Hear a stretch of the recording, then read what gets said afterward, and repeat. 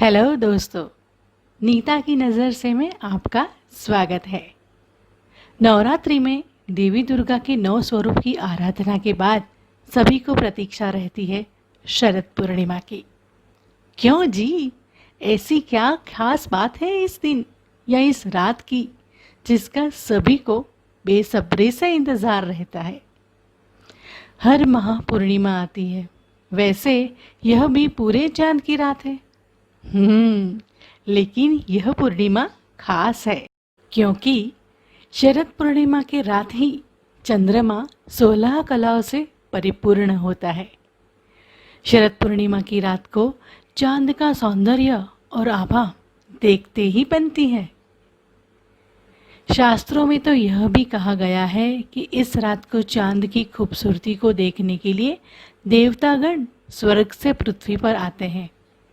इतना ही नहीं, यह भी मान्यता है कि देवी लक्ष्मी इस रात को पृथ्वी पर भ्रमण करने आती है और हर घर में जाकर देखती है कौन कौन इस रात को जगकर प्रभु का भजन जपता है।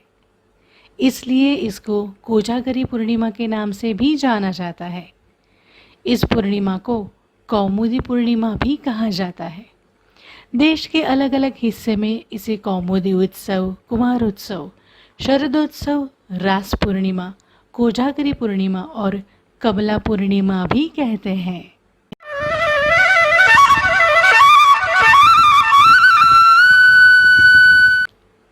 दोस्तों, कहा जाता है जब समुद्र मंथन हो रहा था तब अश्विन महीने की पूर्णिमा पर मंथन से महालक्ष्मी प्रकट हुई।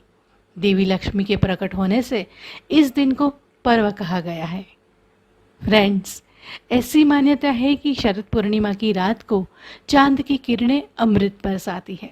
यह अमृत किरणें रोग प्रतिरोधक शक्ति बढ़ाने में मदद करती है। इसलिए शरद पूर्णिमा की रात को खीर या दूध पोहे बनाकर चांद की रोशनी में रख दिए जाते हैं ताकि इसमें चंद्रमा की औषधीय किरणें अपना अमृत बरसाए और उसे खाने वाले लोग तंदुरुस्त हो सके।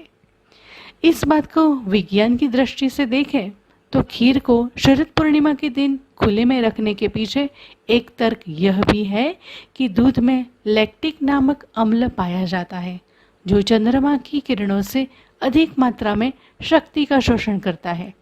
इसके साथ ही चावल में स्टार्च पाया जाता है जिस वजह से यह प्रक्रिया और भी आसान हो जाती है और उसे ग्रहण करने वाले की रोग प्रतिकारक शक्ति बढ़ जाती है ना मज़ेदार बात।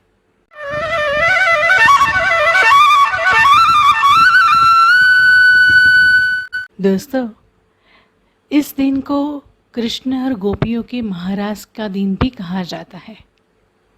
इस दिन श्री कृष्ण महारास करते हैं। ये एक यौगिक क्रिया है। इसमें भगवान कृष्ण की ही शक्ति के अंश गोपियों के रूप में घूमते हुए एक जगह इकट्ठा होते हैं।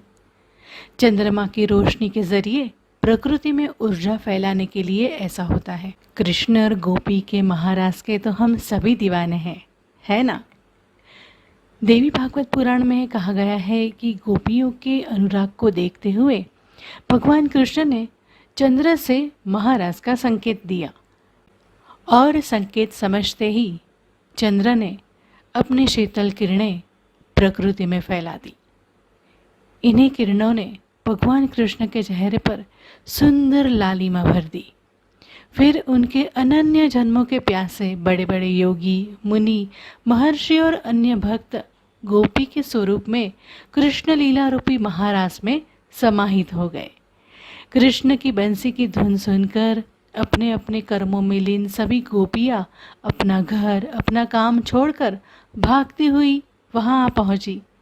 कृष्ण और गोपियों का अद्भुत प्रेम देखकर चंद्र ने अपनी सोममयी किरणों से अमृत वर्षा आरंभ कर दी, जिसमें भीगकर यह गोपियाँ अमृतता को प्राप्त हो गई और भगवान कृष्ण के अमर प्रेम की भागीदार बनी।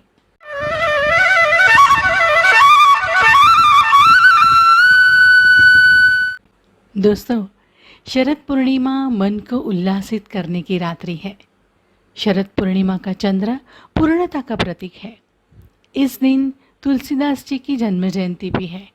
वे कहते हैं, प्रेम मुदित मन से कहो श्री राम राम राम, दुख मिटे लेके राम नाम। यह सभी बातें जोड़कर कहे तो शरद पूर्णिमा कई सारे उत्सव अपने आप में समेटे हुए आती है। चंद्र की चांदनी में भीगते हुए कृष्ण के साथ एकाकार होना है, माता लक्ष्मी की पूजा करनी है, खीर खा के रोग को भगाना है और राम नाम में लीन होकर जीवन सफल बनाना है।